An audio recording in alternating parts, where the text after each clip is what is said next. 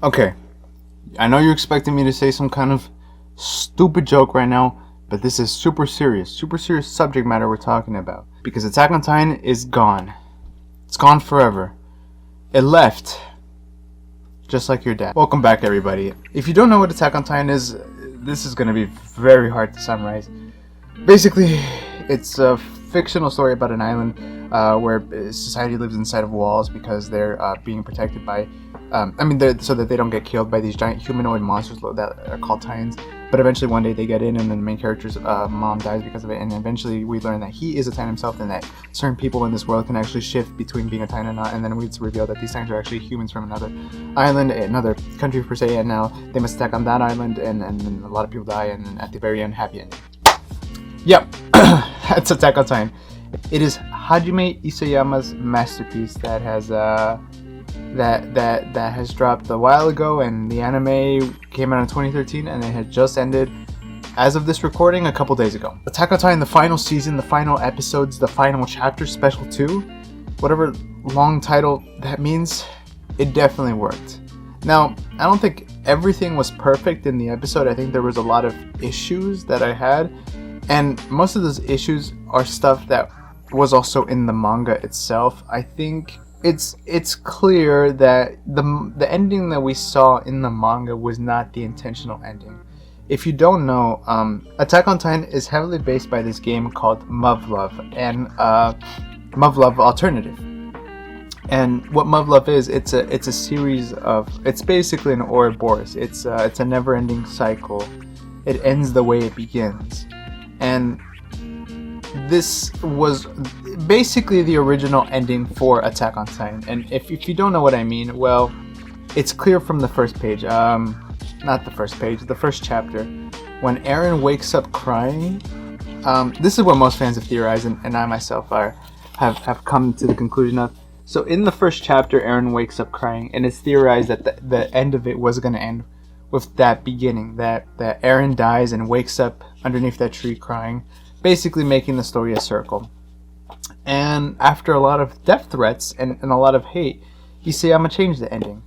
For better or for worse, it's the ending we got, and it's the ending that we must now live with. In my opinion, I like the ending. I don't think it was amazing. It didn't blow my mind, but the implications there are very important to me. Now, with that being said, like I said, there were things about the episode that didn't work, and one of those being Crybaby Eren. It was a bit of a weird scene in the manga, the way they paneled it, the way they showed it, and it was just as weird in the anime. I think my main issue with it is the dialogue itself. It's just very clunky.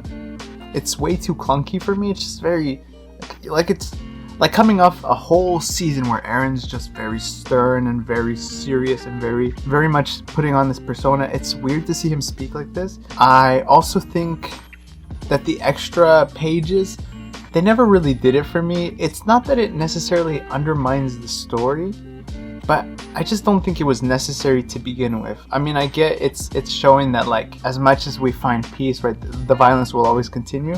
But for this type of story, I think it was better to have just ended it with Mikasa at the grave, at Eren's tree, and that's it.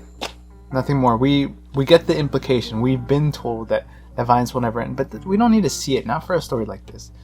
At least in the anime, they reduced it to just being part of the credits. I guess I'm okay with that, because then it's like, well, if you don't watch the credits, well, you'll never know that, and that's okay. So what did work? I think a lot of things worked. A lot of this, I mean, the plot in this final episode was the most straightforward thing you could do. It's just they gotta kill Eren, they gotta save the world, right? So of course, most of it's driven by the characters. How do the characters feel? How are the characters reacting in this environment? And I think they did a really good job of showing that, especially Mikasa. And I'll touch a little bit more on her in a second, but I want to acknowledge that she is the main character of this story. Well, kind of. I mean, of course, Eren is the main character. Right, he is the main character. He is the antagonist and protagonist of his own story. But at its core, at the philosophical core of what this show is, she is the main character. There's a lot of different ways to interpret this show. One of the biggest interpretations that I've grown accustomed to is the idea that characters in the show, this show is about being a slave to your ideals. And I think that's just a testament to life. I mean, we as humans live our life based off our own code of ethics, right? Off what we believe to be good, what we believe to be bad, so on and so forth. And sometimes we get to a point where we have to ask ourselves, how far are we willing to go for what we believe in? And there were many years in my life where I thought I needed to be like Eren, in the sense that Eren, throughout the story, has not really lived for himself. Everything he's done has been motivated by something. And for most of the story, it's been to protect his friends, right? The initial thing that brought up this was seeing his mother get killed right in front of him. So he decided he wanted to kill all the Titans. But if you look at the show, it's also about changing ideologies. Throughout the series, as he grows to understand more and more of this world that he's placed in, his ideologies change. It suddenly goes from, I need to kill all Titans, to, well, are all Titans evil? Why are the Titans here? What do they mean to our existence? And this is a good way to subvert the traditional trope of like, oh, the protagonist says they're gonna do the thing, so then they do the thing. It's like Naruto. He says he's gonna be Hokage, so of course he has to become Hokage. But with this show, this gives you layers to this. He says he's gonna kill all the Titans, but at the cost of what? And so with that being said, I spent a lot of years like doing things not for myself. I did things because I thought I needed to do them. I thought this is what this other person should have, so I'm gonna do it for them. And it cost me a lot of my own happiness. And I remember thinking, damn, this is the path I've chosen in life. I've chosen to dedicate myself to doing things for other people. And I know it's gonna cost me, but I still have to do it. And for years I thought that was okay. I thought that was a viable solution to live. And it wasn't until recently that I realized that wasn't a viable option. I realized after some things that had happened, and I remember thinking, damn, is this the path I've really chosen in life? And I was stuck with that thought for months on end, because I couldn't fathom what I had been doing up until that point. And that's when I came to realize that no, I do genuinely care about myself, and I want to do things for me, not just because I think somebody else will like it. And it kind of goes back to Eren Yeager, because, well, as you saw in the final episode, he also wanted to have happiness. He wanted to be with Mikasa. He wanted to just escape. But in his case, he couldn't do that. Well, he did, but not physically. I mean, he had those memories with Mikasa. It's implied in the series that he had spent 4 years with Mikasa in that memory. So to an extent, he did find that happiness with himself. And I guess he did kind of end up with Mikasa in a way, because if you think about it, afterwards she remembered these 4 years that she spent with him. Eren Yeager as a character is incredibly flawed. He's naive, he's arrogant, he's loud, he's got a short temper, but at the same time, he's also a kid. I mean, he dies at what, the age of like 19, 20? Like he's not an adult, really. He's not old enough to drink by our standards, let alone take on the burden of the world. Like how are you supposed to just live with that? And in the episode, they mention how he basically had to kill his own mother, not out of his own.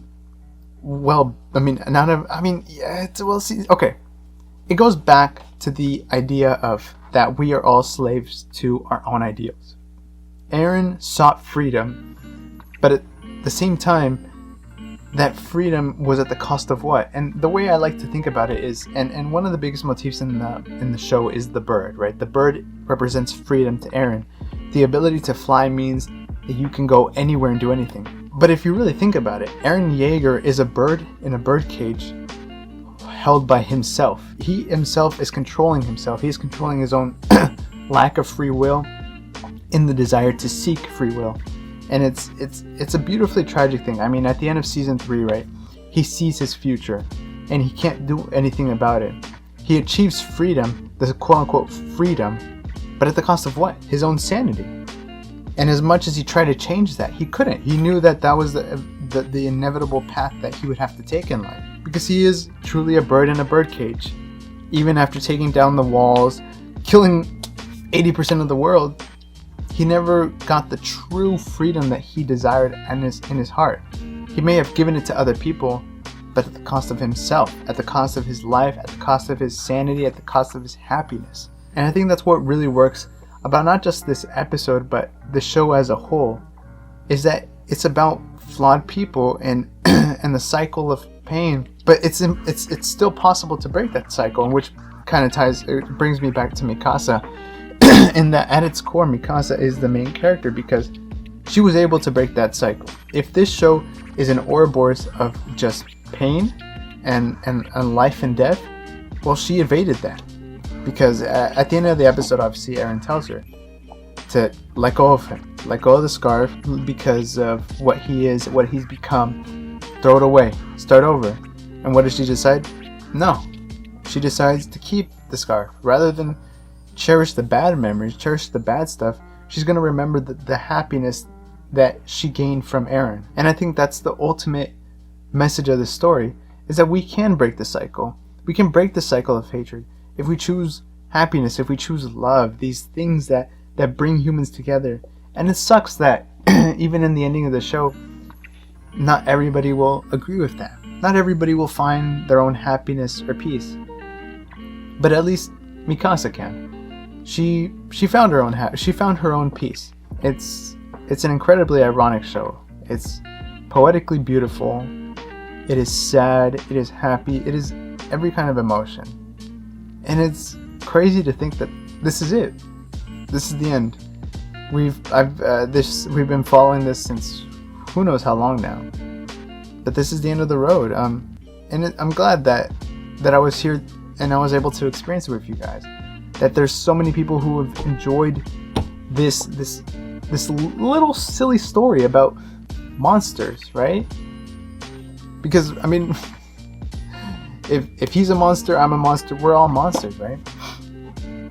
And it's sad that it's over, but at least we can cherish the memories of it, right? That's the beauty of it. We can all bond over our own interpretations of this manga, this anime, and our love for the property. And I'm glad that Isayama did this. I'm glad that he made this a thing.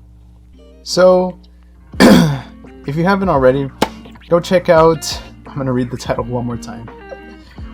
Attack on Titan, the final season, the final chapters, special 2. Go ahead, go watch it. It's on Hulu, it's on Crunchyroll, it's everywhere, guys. When you're done, come back and let me know what you thought about it. Whether you liked it, disliked it, anything. Just let me know anything you thought about this episode. It's been a long ride, and I'm happy I was able to share with you guys. And as per usual, thank you for taking the time out of your day to sit here and listen and watch me talk about giant humans. Yeah. Until next time. See you, Space Cowboys.